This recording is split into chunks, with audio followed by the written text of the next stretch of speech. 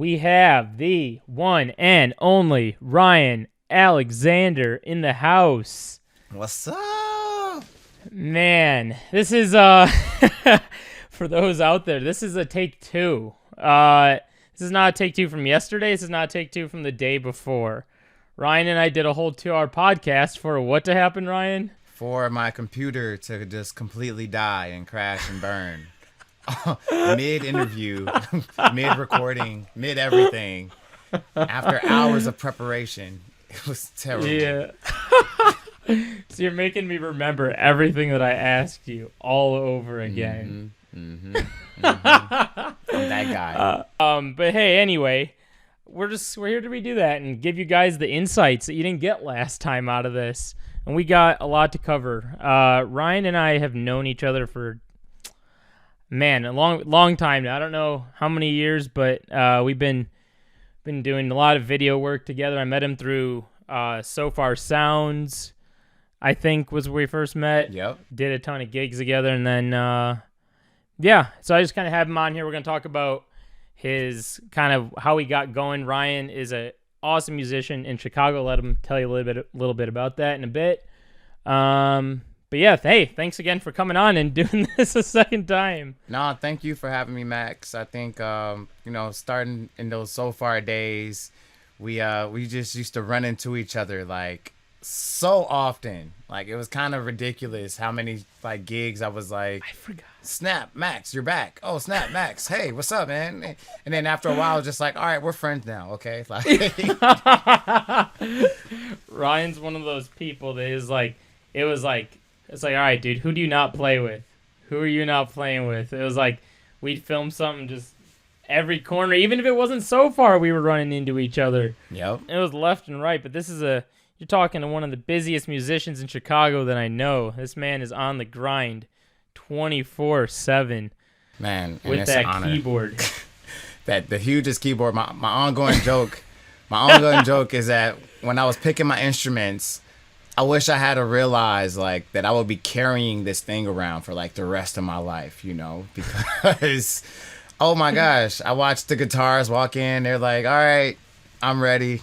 And I'm over here like, I got to plug up a couple more chords and set up the stand and get my computer set up. It's crazy. But hey, that's probably a great segue because that's kind of what I wanted to talk about actually, is what kind of got you into that to begin with. Because on this podcast, I've talked about how I've got into camera stuff, what I'm doing now, how I've got into it. So that's kind of why I have this podcast to begin with. For those of you that are new to this. And so if you are new to this and that kind of topic interests you, smash that subscribe button. Smash it. Smash it. Break your keyboard. Smash that button. But yeah, so that's kind of what I wanted to talk to you about and how you got playing the keyboard. What like got you, what got a keyboard in front of you? It definitely was something that started with a toy piano. It was one of those like small keyboards that are like the keys light up and it shows you like what notes the song is playing and stuff. And really me and my brother were so like engaged with that. And we started to memorize the lights, on the keyboard. And Crazy. After a while we would like go to church. This is around the time when we first started going to church too. And we were playing the keys at church, just a little keyboard they had in the back.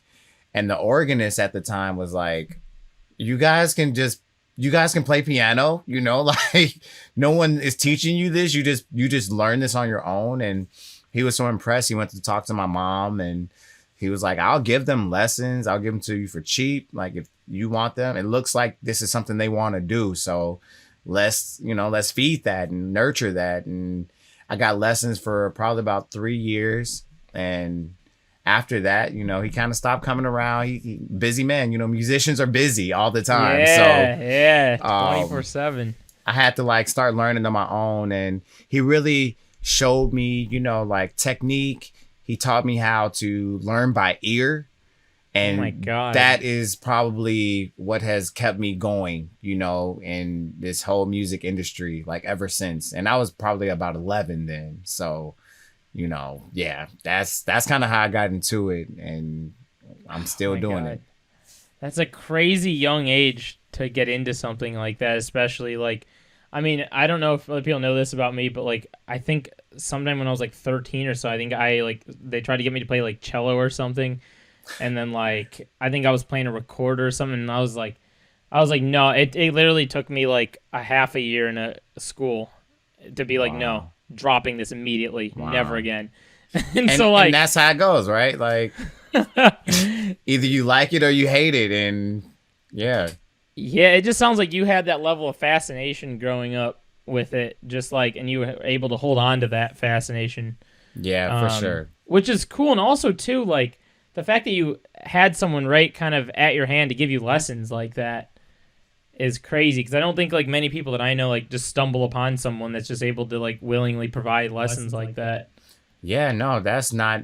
It wasn't a normal situation at all because even at the time, my mom had already kind of looked into lessons, and they were really expensive, to do it Really? every week, and some piano teachers charge by the half hour, so Damn. yeah, it would have added up really, really quick to try to get me and my brother lessons. And what a blessing, just to have like you said, have him in the flow and ready to like teach, and seeing that spark, to just keep it going.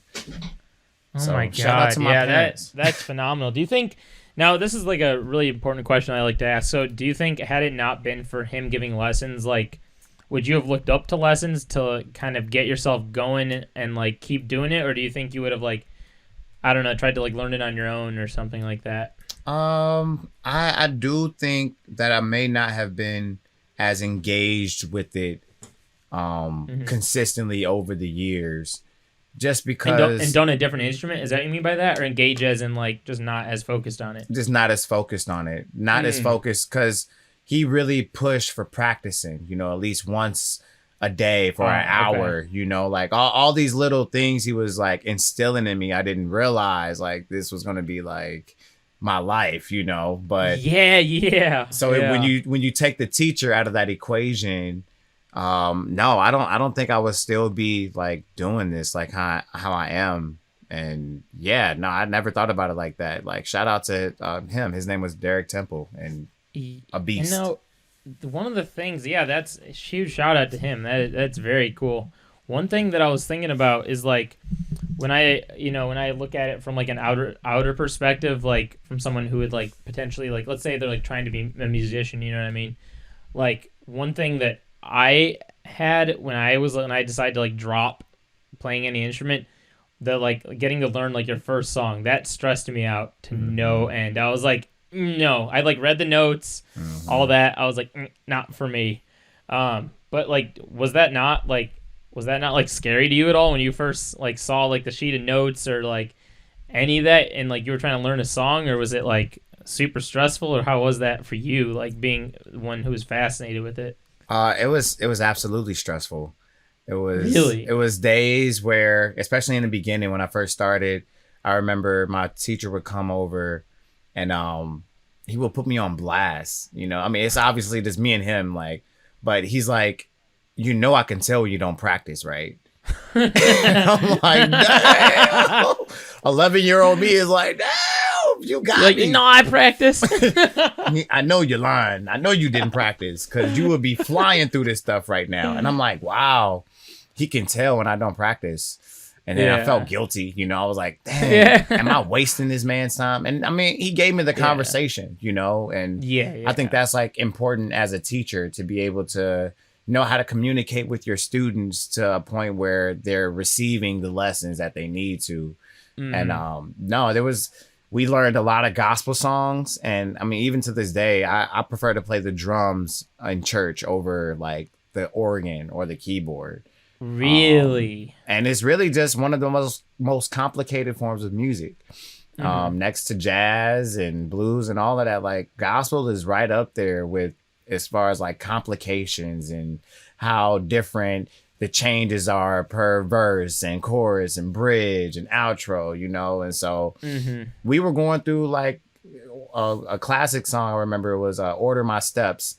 And if you ever just Google that song, "Order My Steps," it's a gospel song, but it is like very intricate, you know. Yeah. And 11-year-old me over here, like trying to learn these super difficult songs, was so stressful. It was stressful. The hardest songs possible. And then he would get over there and play it like with no problem, going crazy. And I'm just like, how are you this talented? But he will always push, practice. And I kept practicing, you know, and once he showed me how to do it by ear, that's when I was able to like really hone in on it for myself, because then I started to find all the songs that I like to listen to.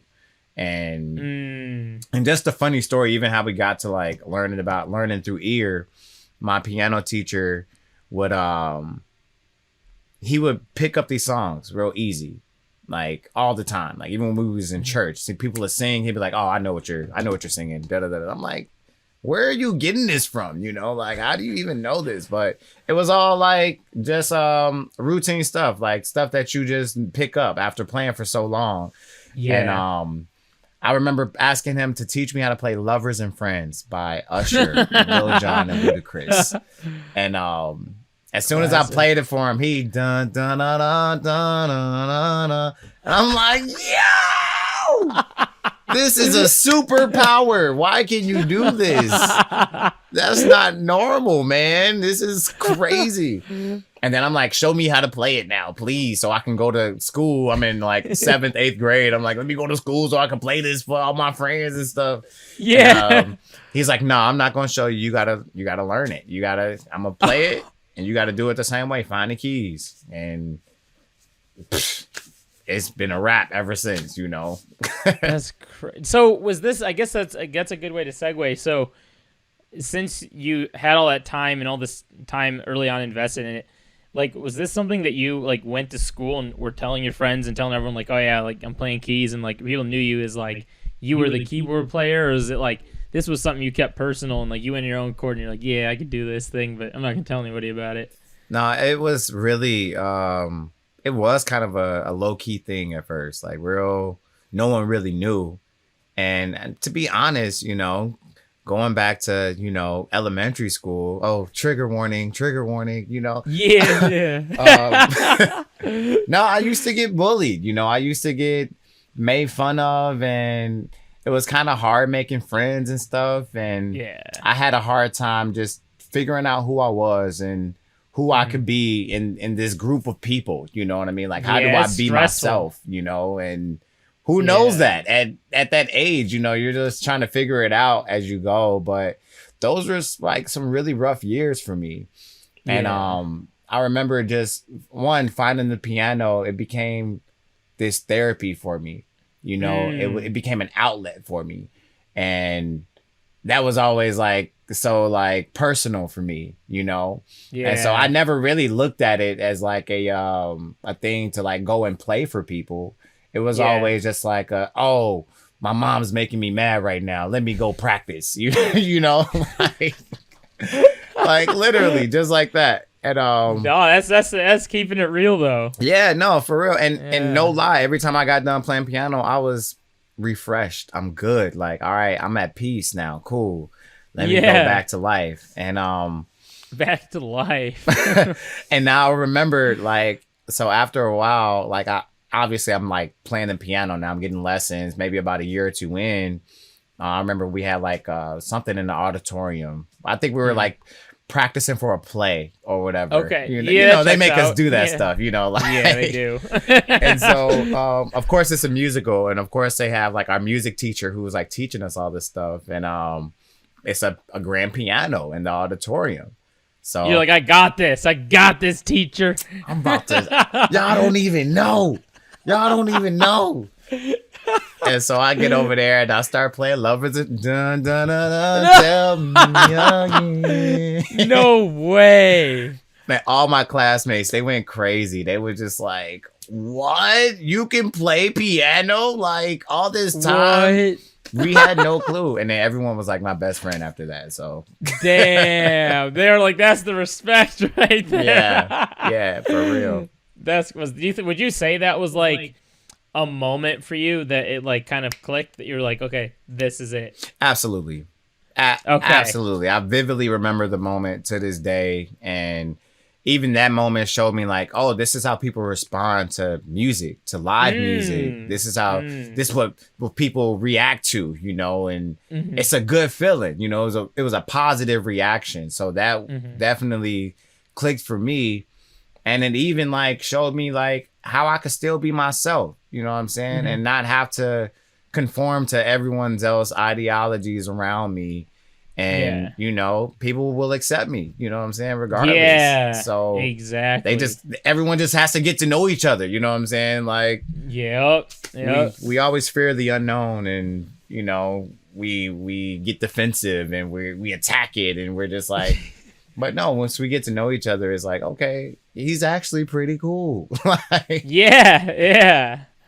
That's crazy. So like, I guess I don't know if I'm like fast forwarding too much here, but from there, what was like your next point where you were like, I need to take this like more seriously as like a job? Because you were saying like people recognize you for it, and it was like, cool, this is my thing. But like, at which point were you like, all right, cool, this has to be like my job, this has to be my thing? you know what? And it's not that big of a gap in the story, because not too long after like my friends started finding out that I play piano, they ended up realizing like you can produce too. And one of my friends, shout out Pablo, he was getting into Fruity Loops at the time, and he was like, bro, you could probably do this too, because you already play piano. And like, I'm over here bullshitting because I really don't know how to do it, but you can do it because you're trained. And I was like, dang, I probably can like make beats.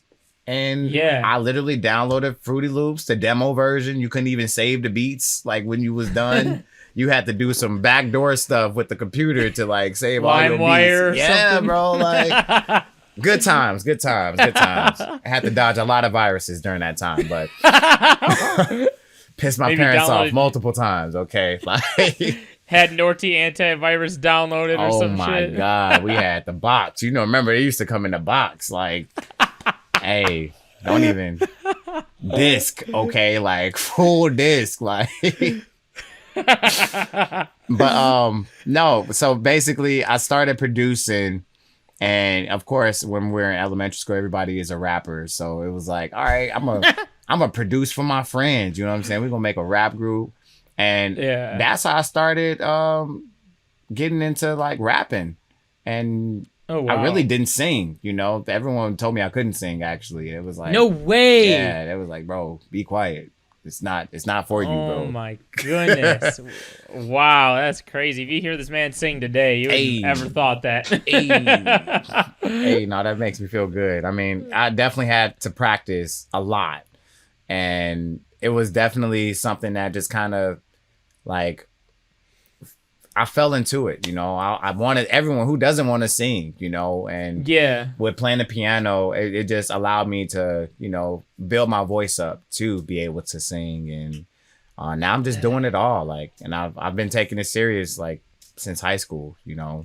Really? Yeah. What was your first gig that you got, like, just on like a freelance basis, I guess? That was like, and how did you get it? Who like connected you, or what happened? Let's see. The first gig I could say I got, I mean, I guess these count because in high school, they have talent shows, right? So of course I'm playing keys all the time now in high school. Like everyone knows I play keys. So all the singers are like, yo, can you play for me for my talent show thing or whatever? Can you play for me? And those were like my first experiences with like playing with people, you know, like in front of a crowd, in front of a large crowd at that, in front of my peers at that, you know. Yeah, like, that's even more daunting. Yeah, you were going up against the odds. Like, I don't even know if you were singing in those or not, but you were going up against the odds of people being like, I don't sing, and then you were going up against the odds of the crowd. Oh my god, you had like the odds against you, and you're just like, nah.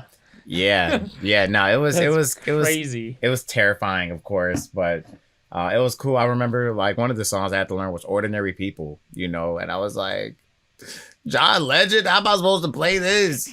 This man goes crazy. I'm good, but I don't know if I'm that good. But that was like the challenge, you know, and that obviously like sparked this whole other thing of like, I can learn any song now. Like if I can learn John Legend, like I can learn any song. So yeah, no, I do think those were like my first experiences with like performing in front of large crowds just in high school. And shout out to my high school. I went to Lindblom Math and Science Academy, class of 2010, definitely aging myself, but it was cool because they really kept the creative space for us open to do what we wanted to do. And I even had one point where I finally started recording music. I had already started investing in studio equipment and stuff. And, oh my goodness. We'll get into that in a little bit about equipment, but keep going. Yeah. I was starting to invest into it, and the school even like got word of it, and it was like, we'll build you guys a studio in the school. No way. And they like got the funding for it, and they let us pick the stuff we wanted to get, and we had a whole little studio like in the school. What? And they let me like record songs in there. I had recorded a song that we got to play on a passing period. We used to have like 7-minute passing periods, and we could play music on the speakers, and they let me play my song, you know. No way. Yeah. I've never heard a story like that ever before. Yeah. That's wild. What? Yeah, it was one of those things like just shoot your shot and see what they say. And they was like, yeah, that's fine. And man, what an incredible, like everyone from high school still remembers like my songs that I had playing on there. And no way. It's borderline embarrassing, but it's like also that's cool. Flattering at the same time, for sure. Yeah, you wouldn't want to be like, all right, let's play this track right now. Let's hear it. Right. Actually, as a matter of fact, I actually got the track. We're gonna put no. It's like I miraculously got it on my computer. That is so funny. That will be. I'm like, wow, you're a real interviewer. Like this is this is good journalism right here. High school before this. You did your research, man. That's crazy. So we'll dive into equipment in a bit, but I want to talk about your first paid gig. What was the first one that was like after like high school that like someone hired you on to?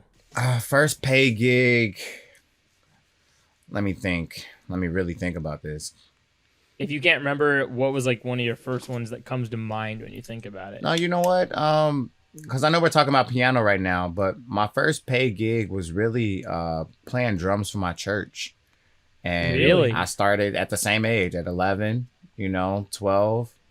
And after a while, my mom really advocated like, all right, he's getting pretty good. Y'all kind of got to start paying him because he kind of doing his thing over there, Mom looking out for you. Hey, shout out moms. But after that, I started getting like, I don't know, it was probably like $20 a week or something like that. But that became like the money that I used to buy my clothes and buy the clothes I wanted, because your parents was going to buy you the, you know what I'm talking about. They was going to buy no swag at all. Like it was just not a factor for them. And I get it. But yeah, that was a cool experience too, just in learning how to save money and buy the things that you want with the hard-earned money that you earn. Yeah, for real. That's something I still practice to this day. But aside from that, I would say like my real like official first paid gig was probably coming out of Columbia.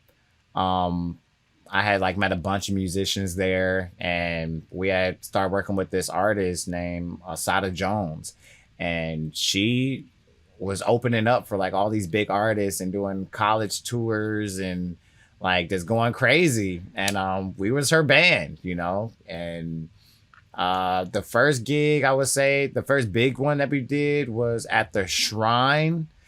That's going to be a throwback for whoever knows about that. That's closed now, but it was at the Shrine. It was over there on Wabash in Cermak, like right downtown. Wow. Yeah, by the campus. Yeah. Yep. And we were opening for Jeremiah at that time. So that was like crazy, like what the heck. I was doing covers of Jeremiah's music on YouTube all through high school. Oh my goodness, you were a YouTuber then. Oh yeah. I was YouTuber then, YouTuber now. I was fake viral. Like in those days, and I really didn't know what that meant, like, Yeah, because it wasn't a any of us thing. did. It wasn't No, a it thing wasn't. yet. But I was getting 30, 40, 50,000 views on like these videos, and I could have been getting paid, bro. But I wasn't old enough. They was like, you got to be 18 or over to monetize. And I was like, I'm not even going to tell my parents about this because they're just going to say no, What? No. I could have been a freaking YouTube star. Superstar. My goodness. Could have been YouTube star, but nope, you're killing it. You're on the grind now. You're still killing it. Facts. I guess going off of that, because for me, when I think about it in a sense of like, when I did like my first gig with video, it kind of like put some stuff into perspective for me. It was kind of like I did a shoot, and like, same things what you're saying. You're not paid like this awesome amount at first, right? You're kind of paid a lower amount, and then you start to learn like through that, and you're like, okay, what can I change? Like, what can I do differently? Even like, I don't know if it was the same thing for you, but for one gig, like, changed my mind about like, I might need this equipment. I might need like this, someone else on site for this. I might need like to buy this. You know what I'm saying? Like, it gets your mind running, like things you need. I don't know. Is that the same thing for you? Was that kind of how it went, or did it take a few gigs for you to realize kind of like what you needed is like equipment or what, or how that worked? You know what? I've always had my keyboard, like my 88 keyboard, and this is the piano I was getting lessons on, and I'm still using it to this day. Legend. Like, absolute legend. It's standing the test of time for sure. Like, they probably don't even make them like this no more because they Yami, know. Right? Yeah, it's a Yamaha. The Yamaha YPG 535. Shout out to Yamaha. I should get sponsored by them soon. But sponsor this man, Yamaha. Right? You feel me? But no, I did like start to invest over time, like different chords that I need. Like, I have a whole bag of chords now, and it's just like, dang, when did I even get all of these chords? Like, but you need it, and yeah, doing different gigs, different engineers that tell you like, yo, you should get this, you should have this, you definitely gonna need this because the way you got this set up is too much. Like, they'll give you tips and stuff to like make your job easier, and so yeah, I did buy another MIDI keyboard to like run my computer sounds off of, just to kind of expand the sound that I have just aside from the keys. And I'm still like, figuring it out now to this day, like even because we have so much more technology now and so many new programs and all these different tricks you can do inside the program. It's like, wow, okay, I need to really tap in and learn. So I don't have to necessarily invest, but it's more so just about like learning what you need and how to, manipulate it for yourself. Would you say you learn like, especially I'm talking about like modern times now, like do you think you're learning like 50-50 from like friends and people around you and the internet, or do you think you're like learning most from the internet from a standpoint of like, stuff we were just talking about, like things that you need, or even if it's like different chords or things like that, outside of just yourself? Yeah, no, definitely surrounding myself around people who are doing it has like taught me so many more things, like way faster than I would have learned on YouTube or reading books, or it's kind of like on the job training, you know what I mean? And it's like recently I was just working with Galaxy Francis. And yes, sir, that's my dude. Yeah. He goes crazy. But it was just certain things during that session that he was doing. And I was like, bro, hold on. What did you just click? Because I didn't even know you could do that and just so many of those moments, and it's just like, you don't know these things until you see somebody doing it. And it's like, bro, I've been doing it the long way for like 6 years and you just did that in 2 seconds. So, okay, teach me that real quick because I need that. And I mean, that's the community. I think that's why you network. That's why you get in those environments with people who are like doing it. And even with Columbia, that was a huge part of being in that school, was that you would be around the people who are going to be the professionals to do it like in the future. So no matter what, you're going to be kind of plugged, like just because you in there, Yep. that was the most. I have a podcast where I don't want to say shit on Columbia, but just was kind of talking smack with one of my homies about it, and it got a lot of attention on the internet. And did it really? Yeah, that says a lot. That says a lot. People were watching it, and they were like, "Yep, you're right. Like this school." And then there's people being like, "Should I go here?" And I'm like, "Glad you found my podcast." No, but one of the main points that I drive home with my friend Corey in there is that that's like one of the only things it was good for, damn near, is like the people that you met. Because outside of that, really, I mean, it's like, everyone's experience is different, obviously, but like, my own experience was just kind of nothing from that other than like people that I know and like got me doing stuff that I'm doing today because of it. And so I think that was a really important tool. But like when it comes, in respect to what you're doing, how did you end up like meeting more people through this? Did you meet more people through gigs? And like talk about like how valuable it's been like in your career, like meeting people, because you're someone, there's a good handful of people I know that just seemed like they know everyone. I could just say a name and they're gonna know them, and you're one of those people.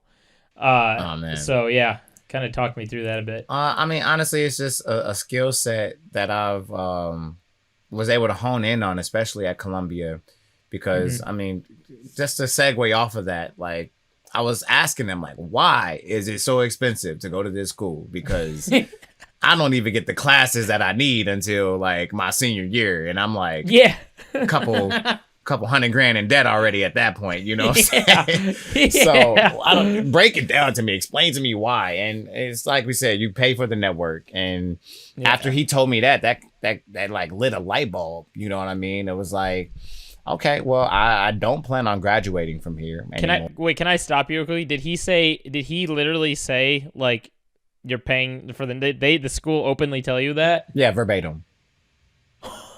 Yeah, verbatim. Yeah, I was like, okay. Columbia exposed. I wish y'all told me that during, like when I was looking for schools, y'all should lead with that. How about that? Okay. Not all this extra. Anyway, because we're not gonna do that to them right now. Yeah, that's I'm trying to get that honorary degree. You know what I'm saying?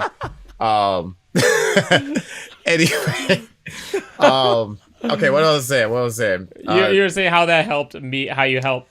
Helped you meet that people. Sparked where I would be in University Center. That was a dorm I was staying in at the time, and I would just talk to everybody. Like if I'm in an elevator with you, what's up, man? Like what you into? What you?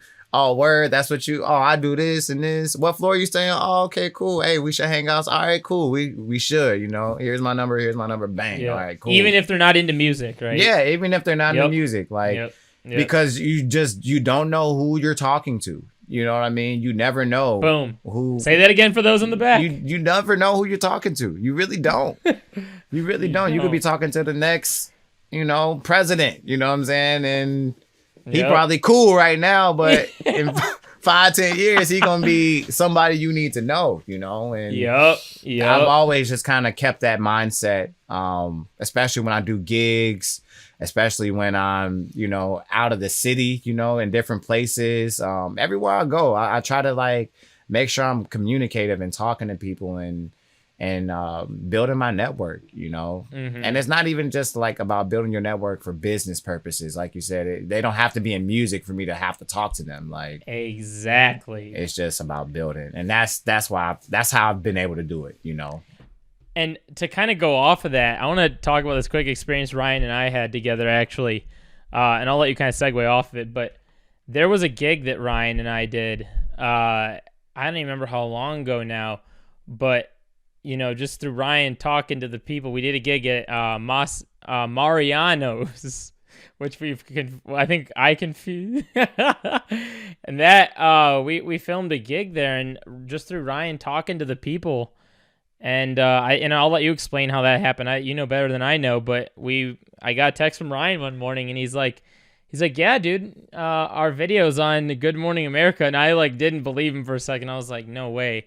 And he's like, nah, bro, people are texting, blowing up my phone. He's like, you gotta go look, and I like went to their website and like last aired, and I'm like, dog, our video's right here. But like to what he just said, I didn't walk into this going, all right, Ryan, we're just gonna prepare for Good Morning America for this. Like, let's Right. get, like we would have did it so different, right? Yeah. No one walked up to us. No one's like, hey, what's up, Ryan Max? We're gonna put this on Good Morning America tomorrow. Like, Yeah. There was another wave that Ryan was riding that day.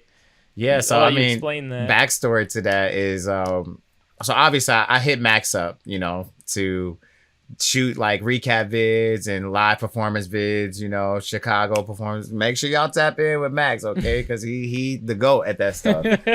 And yeah, so we were already doing stuff like that, and I got the Mariano's gig. I think that was probably our first one that we had did. Yeah. And it was in Bronzeville. Shout out to Bronzeville. That's like one of the most lit Mariano stores. It's crazy. It gets crazy for sure. And they do live music Fridays from 4 to 8 p.m. I'm there once a month somewhere in the city. Shameless plug. But anyway, yeah. We're doing this gig. Go check it out. And I mean, obviously Mariano's has checked out my page and everything. They know what I do and the quality of work I do. And through sharing it on Instagram or sharing it. Yeah, just from sharing it on Instagram. And when we shared your video that you had did for us, Mariano's reached out like, hey, this is really nice. We tagged him. We tagged him, right? Yeah. Hey, that's a little life hack right there. Tag all these Yamaha. If you play Yamaha keyboards, tag them. If you have Mariano's performing, tag them. Always just tag them because somebody is running those pages and someone's watching. Somebody is going to be watching, and that might be a next big opportunity for you. But anyway, they asked us for the footage, right? They're like, could you send this to us? We got some PR stuff we're working on, and this would be great for it. I'm like, Max, are you cool with that, bro? Are you cool with sending your footage, bro? Like, and I didn't even know what it was for. No, we had no clue. I just said, yeah. Yeah, like, and I mean, and it was cool though, because like, it was already done, you know what I mean? It was already out there. It was already like, doing numbers on our end already, Yeah. And yeah, and it didn't happen like directly after. It was maybe like a month later, Yeah. I feel like maybe even like a couple more weeks after that. Like it was just like literally, yeah. Oh, y'all sent it to GMA? Oh, I was getting tweets from people. My band was calling me like, "Hey, bro, we on Good Morning America, bro. Are you sure about like? Hold on, is that what I sent the footage for? Oh snap! Oh snap!" And how awesome, you know what I'm saying? Like, just for, knowing a little bit of my history and knowing like the journey that it has been, just doing music and getting to the point to where a video that we just put out is on Good Morning America is like incredible. And it was a really dope moment, especially for me, because I had been doing like music for so long, but at that time I had just started like my new rebrand, you know what I mean? I'm like, I'm Ryan Alexander now. I used to go by R.A. Foster. And at one point I was just like, all right, it's time to just do a complete rebrand and give myself a new name and drop music under this name. And man, we're going to make some noise with this name. And having that type of publicity is like, that's huge. It's crazy. Yeah. It's so, and it, man. Yeah, that was definitely a life hammer for you, for sure. For sure. And now, kind of branching off of that, I want to talk kind of more about some more achievements in a little bit. But before I get into that, what out of all the gigs? Because I mean, we can sit here and talk gigs all day long, ones you've worked on, all that, but and like ins and outs and all that. But out of all the ones you've done now, is there one that you can pinpoint as like, this one's my favorite thing that I've like done for someone, or someone's hired me on? This has like been my favorite thing because of this reason or that. Yeah, for sure. Dang, it's so many, right? Oh my goodness. Yeah. But I would say podcast chopping it up all day about them. I know we really could. I would say definitely I got a gig through Instagram with Time Magazine. And the story is just great to me because it was, first of all, it was a message in my spam.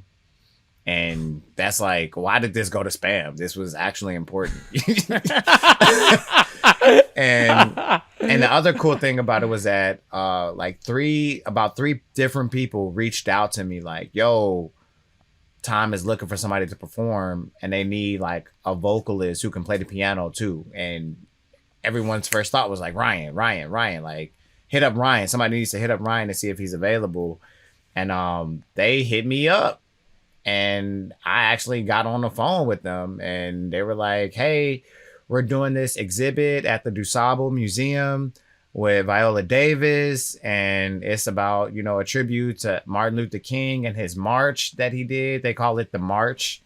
And yeah, it was like a huge event because all of the executives for Time magazine were there.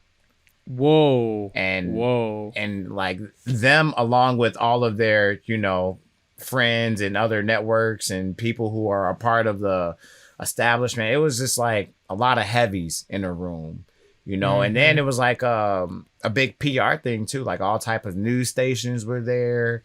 They had a red carpet there. It was like huge. Oh my God. And they asked me to do a 2-hour like a 2-hour set as like just their cocktail hour music. And what? How does this just fall into my spam on Instagram? It's back to what he said earlier. Same thing he was saying. You never know who's looking, who's listening. Yeah, and Instagram, it's crazy. And yeah, it was a great payout. It was a great gig. I knew some of the people that were in there just, you know, because I network all the time, you know. Yep. And I was able to get some good shots and pictures. And I my didn't get to meet God. Viola, right? Because she's like super famous. And yeah, like nobody's just going to be like walking up to her all regular. But in time, when I meet her for real, I'm like, oh yeah, we did that gig way back when, you know, the MOK. Yeah. Remember the March? Yeah. That was me. Yeah, it always feels better that way. Yeah, for sure. It feels way better. But yeah, that's crazy. I just say that's one of my favorite gigs just because of how it developed and how it came about. And basically, if I'm not doing everything that I'm doing, you know, and in my hustle and grind of just like getting my name out there and making people associate piano with Ryan and singing with Ryan and rapping with Ryan, like that gig doesn't happen, you know? So yeah. Yeah. You got your tagline too that you do before every show too. It's all right. That's right. That's right. Every show, and you never forget it. That's right. See, it stuck with me. No, that's good. It's even to the point now where people are like blurting it out before I even get up there. I love it. It's so cool. That's crazy. Yeah, see, stuff like that sticks. Yeah. So one thing that you also got, you've been a part of like the Grammys.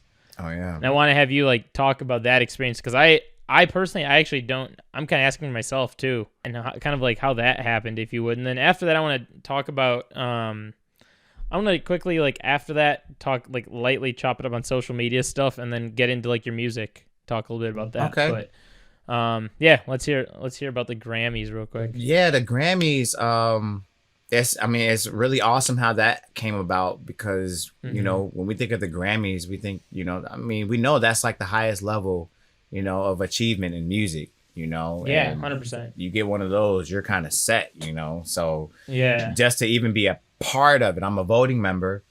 I'm class of 2021, you know. Woo, woo, that's what's up. That's crazy. Congrats. And no, thank you. It was a rigorous process. But it was definitely something that I didn't even know you could do. And I was talking to someone and he literally was like, you should apply.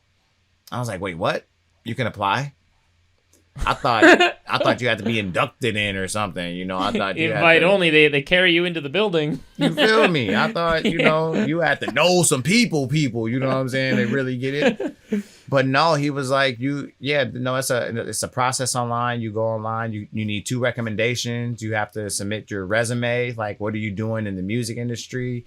You have to have a certain amount of hours of music released. It's a bunch of like requirements. But if you meet those requirements, you know, they go over your application. And if, you know, you meet everything that they're looking for, bam, you win.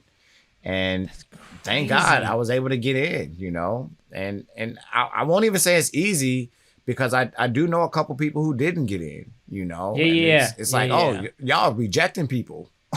Oh yeah. Oh, y'all not like Colombia. Y'all not just accepting everybody in this moment. You guys are a different breed. Okay, I'm done with Colombia. I'm not gonna throw no more shade at Colombia. You gotta hit that subscribe for the Colombia roast part 2 with Ryan Alexander. That was terrible, but anyway. So yes, they need some slam dunking on that school. It was a complete surprise and honor when I got that news that they accepted me into it. It took like 3 months for them to let me know. So it was one of those things that was just in the back of my head. Like, I can't even think about it no more. Just, it's in God's hands at this point. Like, yeah. and yeah, I got in there, man. And that's crazy. It probably just felt like everything you've worked up to that moment kind of paid off for itself. Yeah, you know what? For me, for me, that became my graduation. Yeah, you know, 100%.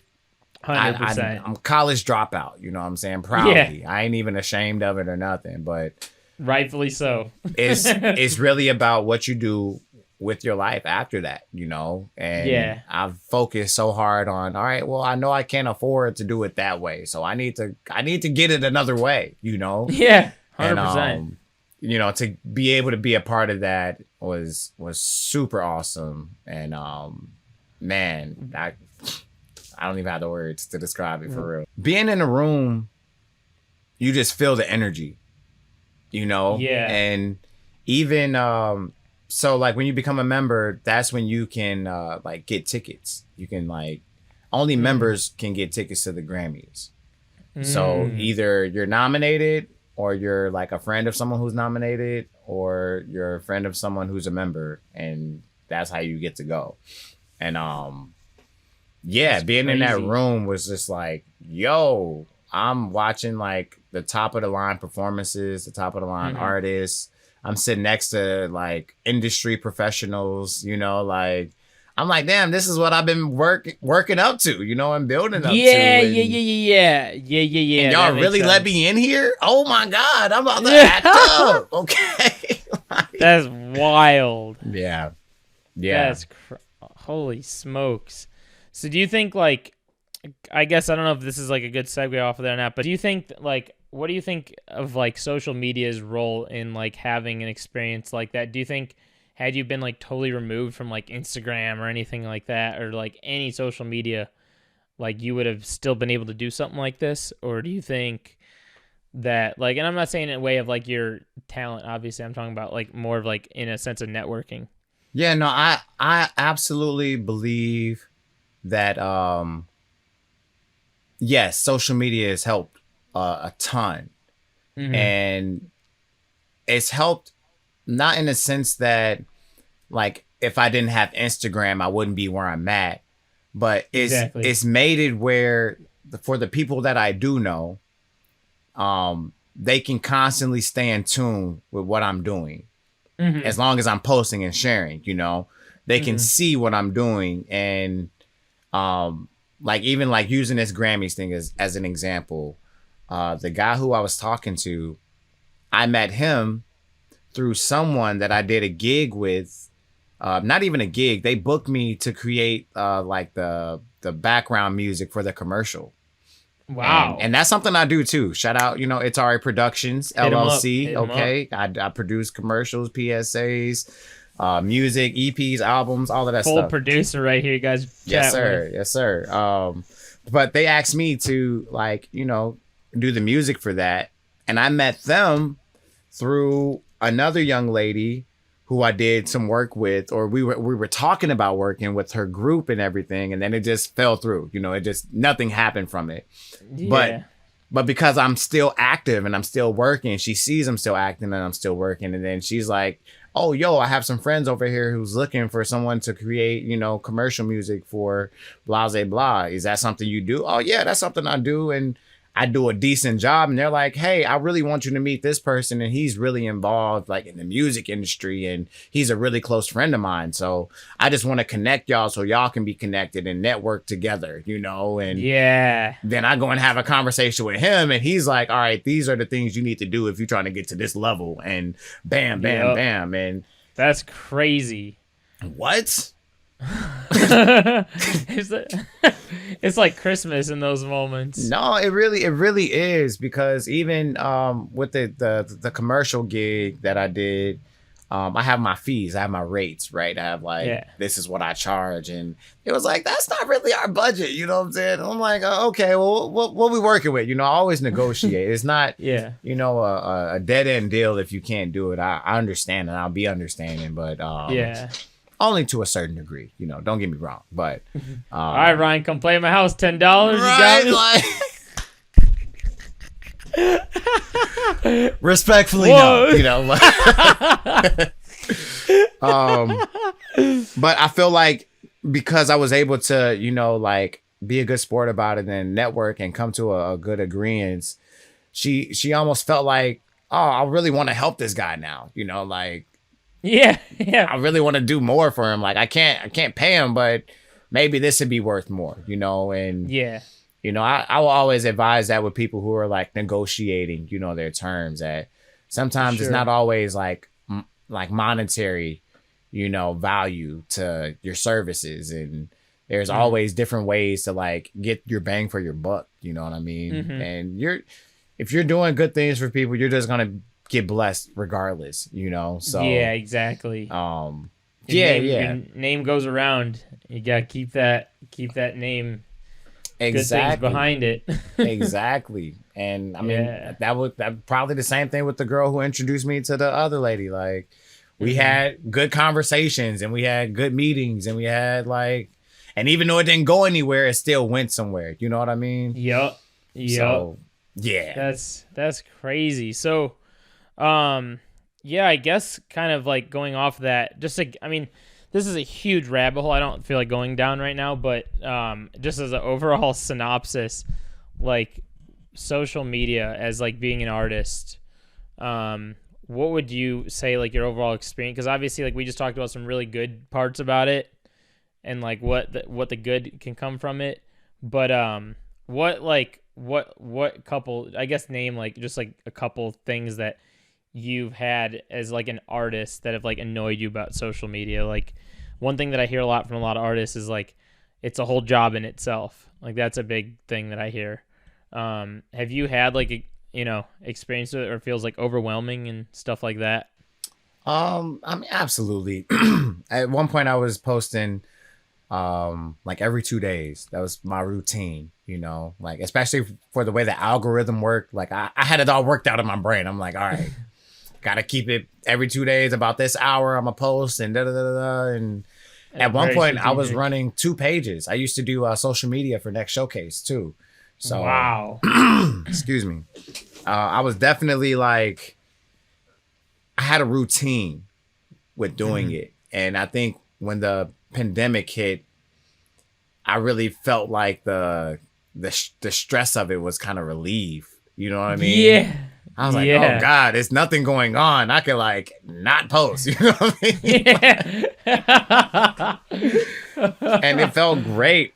But even for me right now, you know, like post pandemic, I'm like, damn, I'm out of routine. You know what I mean? Like, I'm like so out of like my flow of posting and sharing and getting captions prepared and having all my hashtags like lined up, you know, like copy and paste from the, you know, it was a whole like process. And yeah, it was a whole job. I will admit it is a job. You know what I mean? Like it's not for somebody who is like trying to make a living off of their creativity. You know what I'm saying? Like that, if that's what you have to use to get there, like you have to treat it like a job. And you know, yeah, you're passionate about music, but are you passionate about promoting your music? You know what I mean? Are you passionate about making sure everyone knows about your music? And I definitely think that was like the hard part, you know what I mean? Like with keeping up with it and the stress of like trying to make sure everybody knows I'm hustling and I'm out here grinding and I'm really doing shows, I'm performing. And yeah, and I do photo shoots too. And you know what I mean? Like it was a lot for sure. Because the reason why I wanted to tackle it really with you, and that answered my question, but one thing I think you give a really good answer on is like, and I want to talk about kind of like your music in a second too, but as far as social media goes, like Ryan is someone that, if we haven't already said it a million times, is like gig here, gig there, gig there. This man's like running around the city 24/7 with his keyboard in his hand. But you know, with that, and you're obviously producing stuff for other people, you're coming home, you're on the grind. Like, where is this time coming from that you're like, all right, like we all get distracted, we find time to go on it, you know what I'm saying? But like, as the discussion, we were just saying it's like a full time. Where are you personally finding the time to be like, all right, this is like, are you devoting time to it, or are you just like, cool, ADHD moment, let's go? Like, my God. No, I think that's a great question, because that's where do I get the time, you know? Yeah. It's really about balance, you know, like you gotta make the time. And that's where I've always kind of like let my passion drive, you know, because I love producing, you know what I mean? So I have to make sure that I keep doing that, because that brings me peace, and that's grounding for me. That's like, all right, cool. Back to regular life now. I'm good now. You know what I mean? I mean, just because of that though, like that's the driving force. That's like, I'm not on my square if I'm not doing, you know, some shows throughout the week, if I'm not doing like some piano gigs, some covers, some production, if I'm not recording some new songs, you know what I mean? Like, if I'm not doing that, I feel empty. Yeah. I feel that big time. And that really like showed during the pandemic too. Like, it was like, damn, I was so busy. I wasn't even making time for myself. You know what I mean? Yeah. Like, I'm playing with 8 different artists right now. When are you going to like work on your album? You know what I mean? And so even coming out of the pandemic, I'm like way more focused on where I'm allotting my time too, you know, and it's not that like I'm turning down people to play with, you know, I'm not going to turn down money, you know what I'm saying? But but it's really about, you know, finding that time in between that time, you know, to make sure that I'm sticking true to myself and staying on with my core, and making sure that I'm staying grounded and doing all the things that have got me to where I'm at right now. And that's the social media time that you use right there? Yeah. Dang. That's crazy. Would you recommend that to people? Use that same sort of time to like go on it? Or would you say that like it's going to be different for people? To each his own, for sure. Yeah. But I know for me, I have to, you know, like back before the pandemic, it was like 7 to 9 o'clock. That's when I got to make my post, AM, you know? Yeah.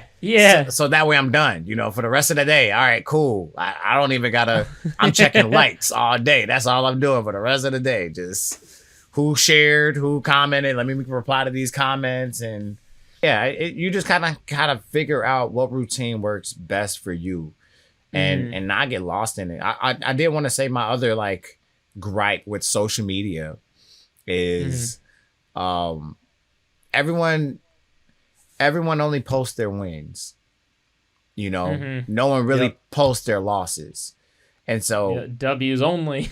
Hey, we 82-0, you know what I'm saying? Like, if you look at our Instagram, we look like we done won a championship. But I think that's like so misleading to up and coming artists. That's so misleading to people who look up to the real famous and successful artists, you know, depending on how you define success. You see all their wins all the time, but you don't see them crying in the studio, you know? You don't see them like mad that the album got pushed back because this happened and this person is dropping. And there's so much behind the scenes that we don't get to see, that I don't think social media is fair in its presentation to exactly what success is and what winning is. You know what I mean?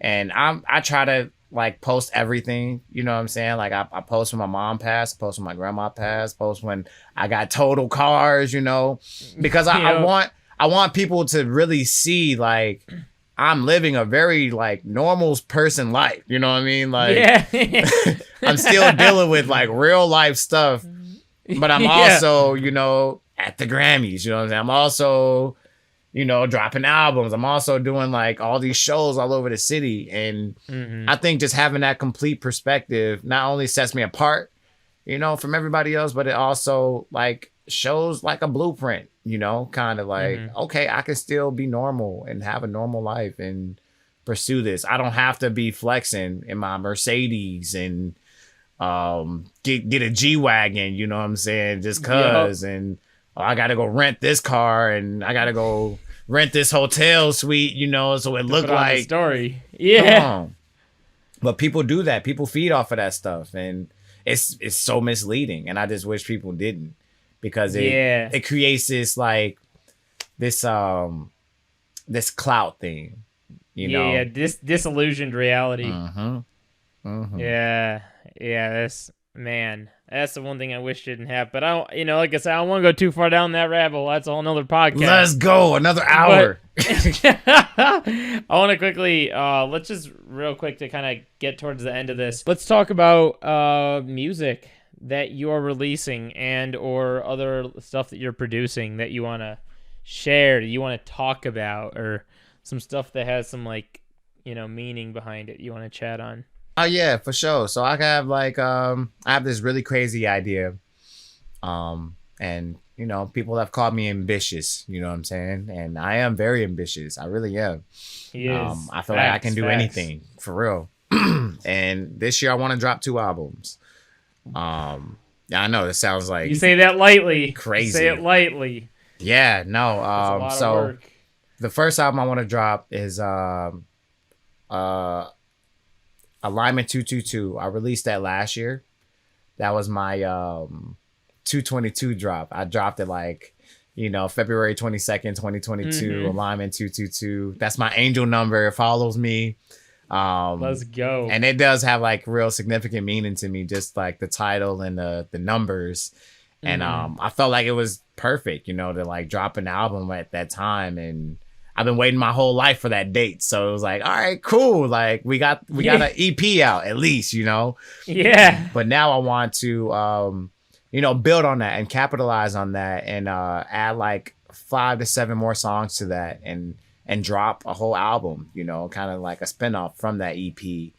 And, you know, halfway done already, you know what I'm saying? Crazy. Like, so I just got to get the other, and I feel like I have the other songs. I'm still creating.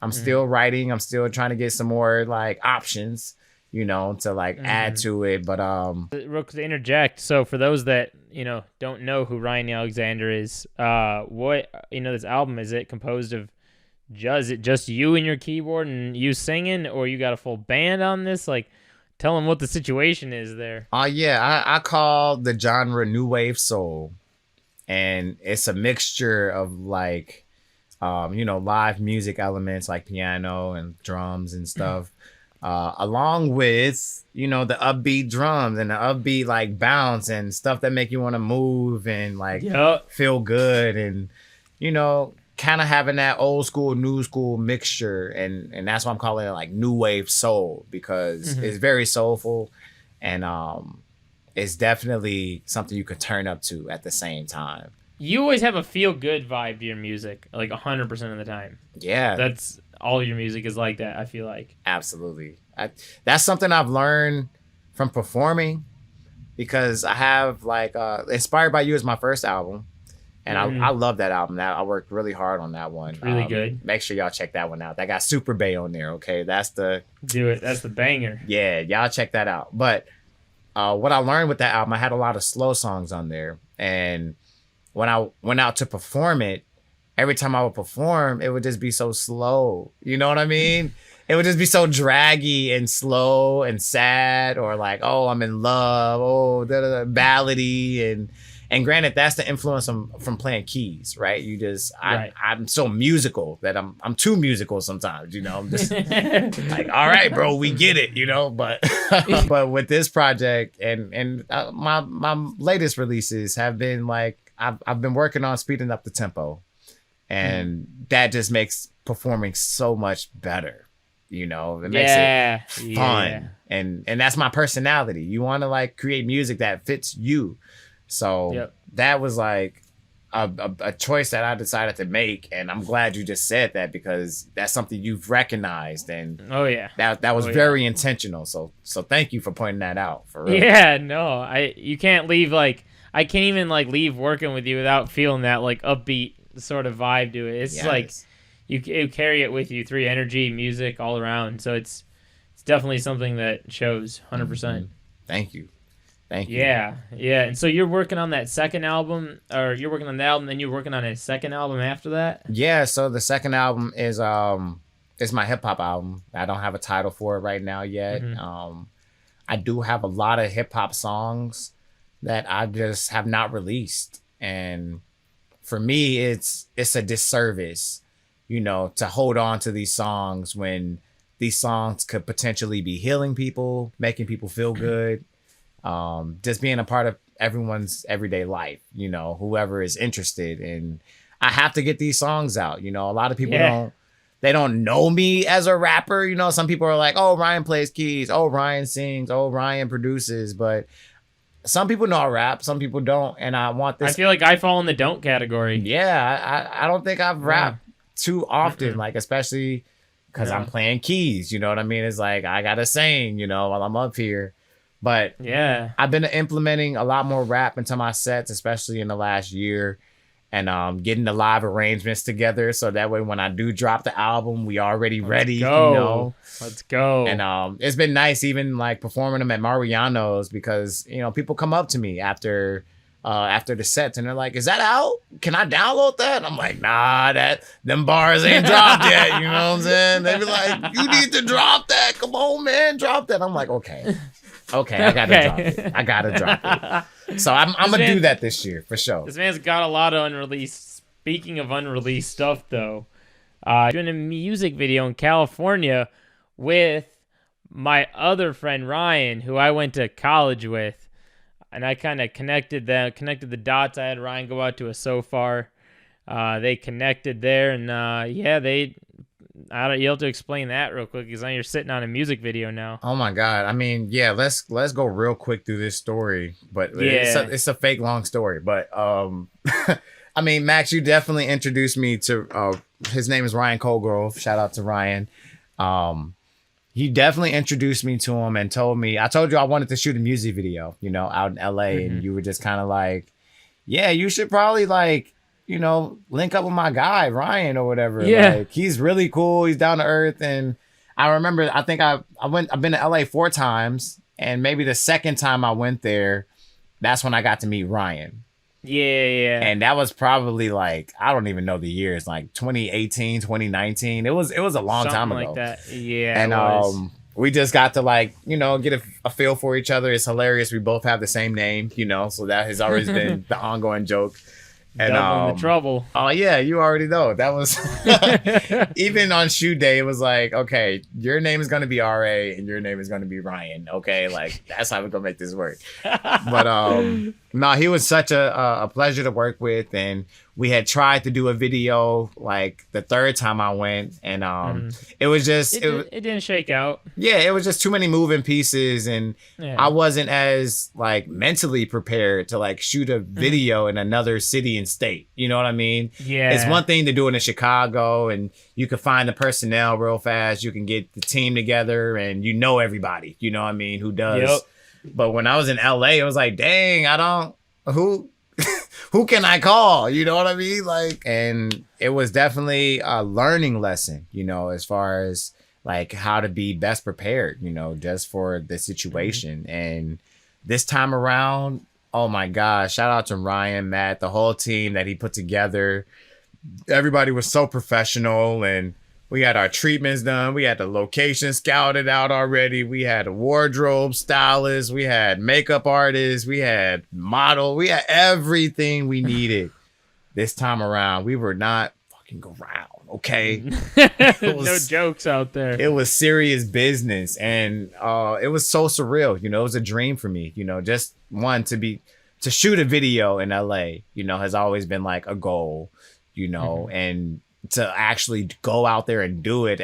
There were moments I had to kind of like sit to myself for a second and just like kind of like take it in, like, oh snap, we're really doing this right now. Like, this is your life, Ryan. This is what you do. Yeah. That's crazy. Yeah, and I mean, we did a 2-day shoot.